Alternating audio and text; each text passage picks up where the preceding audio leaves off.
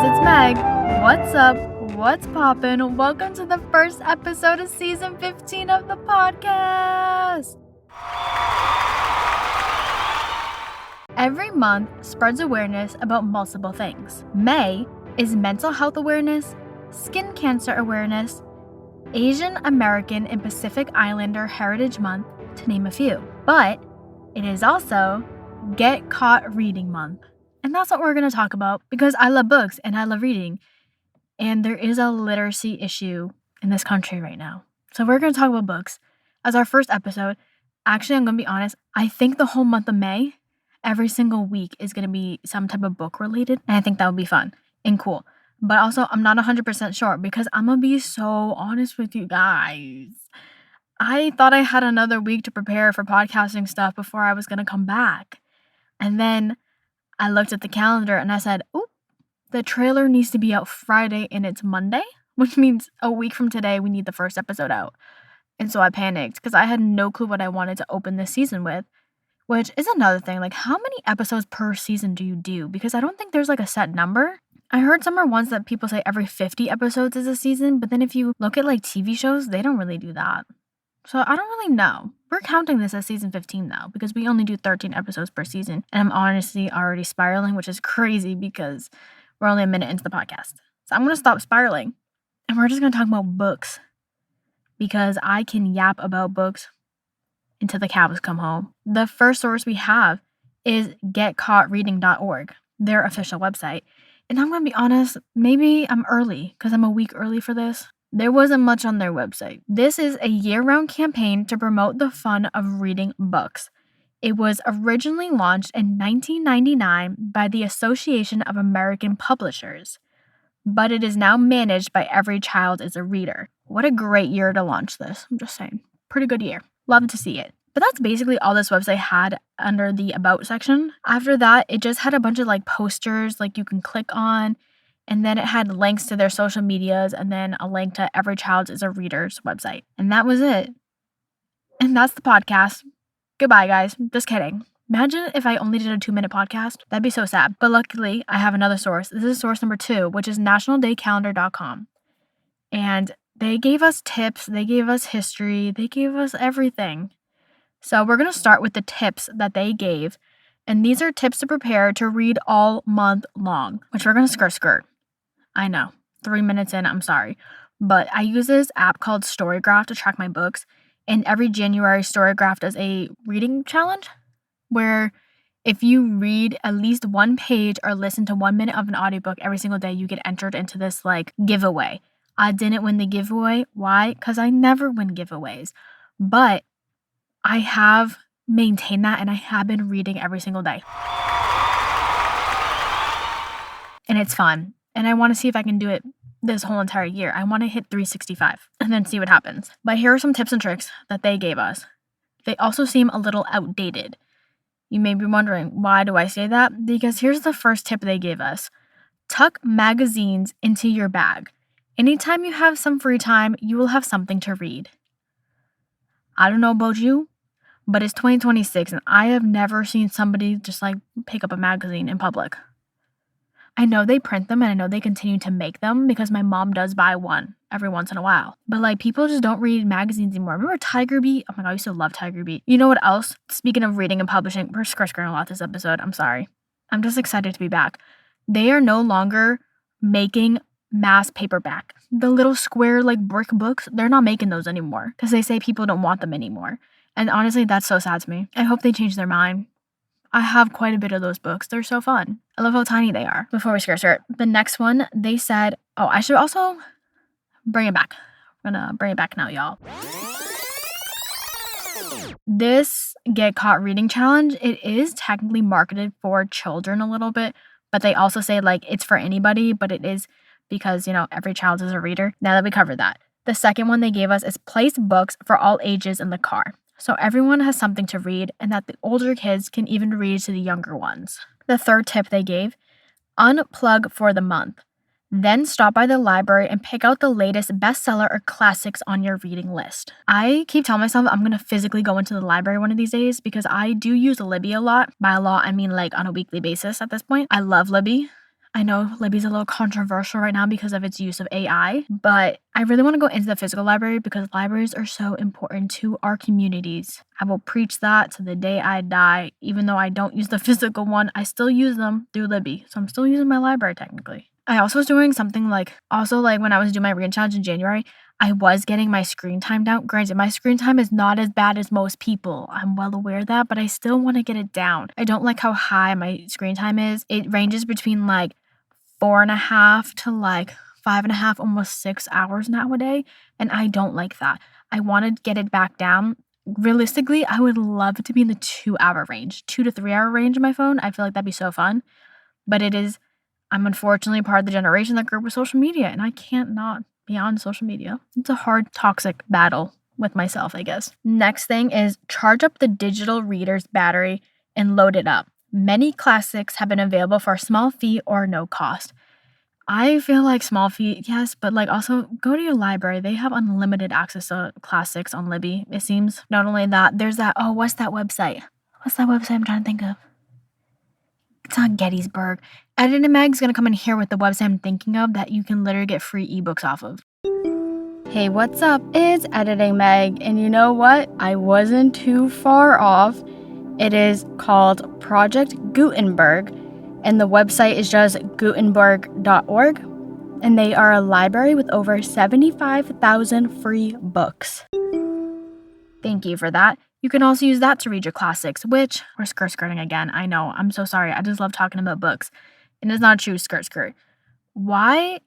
I feel like lately classics have been, I don't want to say becoming popular again because they kind of never went away, but I do feel like there's this resurge in wanting to read classics. And it interests me. And I really want to do a podcast episode on this because I feel like since Wuthering Heights, that movie came out back in February, I feel like since then, it's just everyone's been talking about classics. Maybe it started before that. I'm not really sure. But I just feel like classics are huge and so many people, when I'm on TikTok, on book side of TikTok, people are recommending me classics to read now. And I'm like, whoa, what happened to this? I feel like there was always the same 4 authors that were getting pushed at us on Book Talk. There was Frida McFadden, there was Colleen Hoover, there was, what's her name? Abby Jimenez. I'm forgetting somebody. What's her name? Akatar. Sarah J. Maas, Rebecca Yarros. I feel like all of those authors were just constantly getting pushed at us and force fed to us. And I feel like there's been this little shift in the book world where people are recommending me classics, but on the side that I'm on, I'm not getting recommended the ones that everybody else is getting recommended. It's not like the Jane Eyre or what else is there? Why can't I think of any? I'm blanking. Your Frankenstein, your Dracula. I feel like I'm getting recommended classics that people don't read often. Like Shirley Jackson. There was one book by her I was recommended that I never heard of before. John Steinbeck. I've been getting a lot of his recommendations. It's interesting. I love it though. And I also lost where I was. So 1 second. Oh, right there. I don't know what number this is. So the next one is, I don't like the way they worded it due to everything going on in this world lately.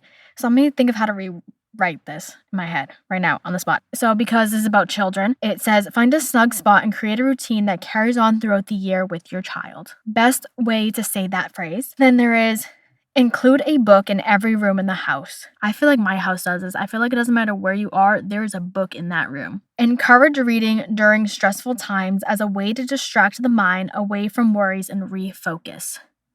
I'm going to repeat that one for the people in the back right now. Encourage reading during stressful times as a way to distract the mind away from worries and to refocus. Do with that what you will. And the last one they gave is read outdoors in a park after a walk. And those are the tips on how to read the whole month long. They also gave a thing of how to observe this month, unofficial holiday. It's simple. Get caught reading. They said that this campaign doesn't just stop there though. Because you're encouraging reading, you're encouraging lifelong enjoyment of reading. So I said kick back with an article, book, magazine you enjoy and read, and use the hashtag #GetCaughtReadingMonth on social media.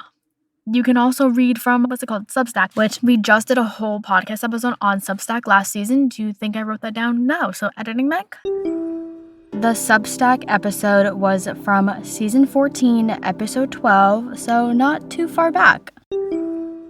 Thank you for that. Go listen to that podcast and then go create a Substack and go read your little heart away. And then the last thing this website gave was a little history section, which it did repeat some information. It said the Association of American Publishers founded this in 1999 and that it's now managed by Every Child's a Reader, and it receives support from Louis Lenski Covey Foundation. Do you think I looked that up? No. So we need Editing Meg to come in again to tell us who that foundation is.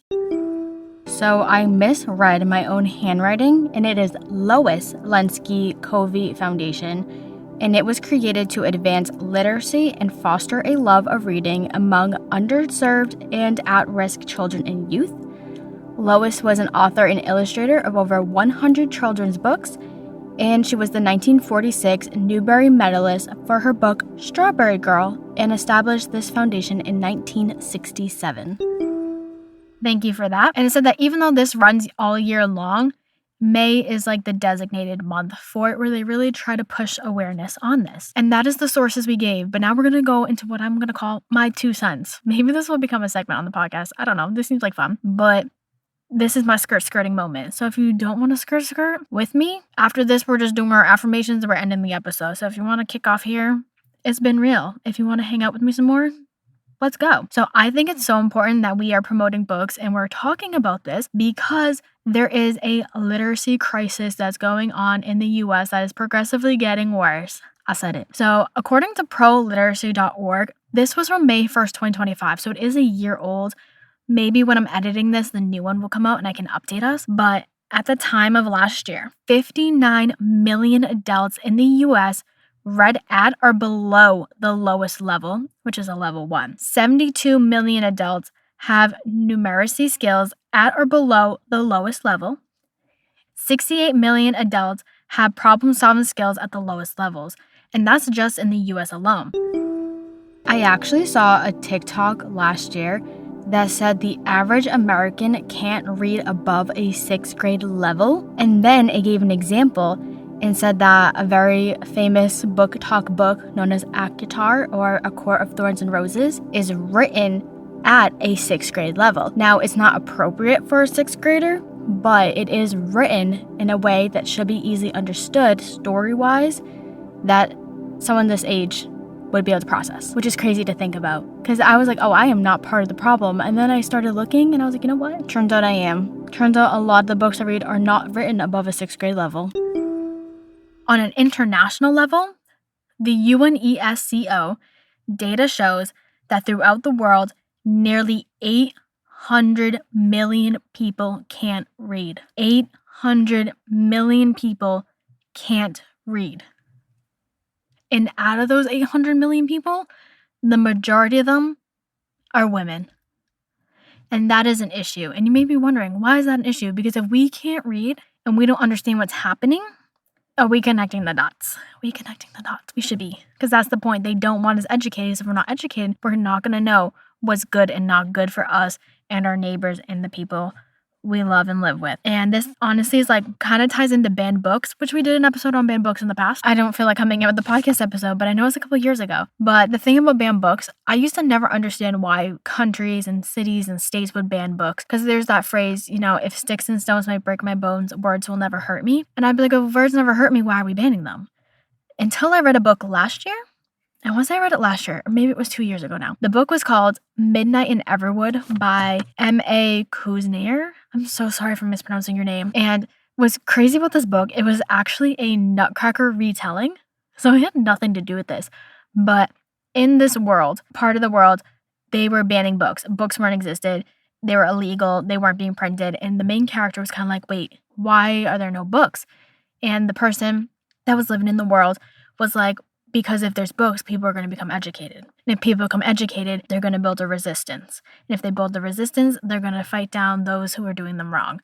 Basically along the lines that I couldn't find the exact quote and I don't own the physical book, so I can't get it. Sorry. I was trying to pull up the exact quote, but that is why they banned books. And it was just like a light bulb went off in my head. I was like, oh, that makes more sense. So I think we need to change these statistics and we all need to add to them and start reading and picking up books. It doesn't matter what you want to read. You don't have to read the classics. You don't have to read a 600-page book. Personally, in my opinion, 600 pages book is way too much. You don't need all those words.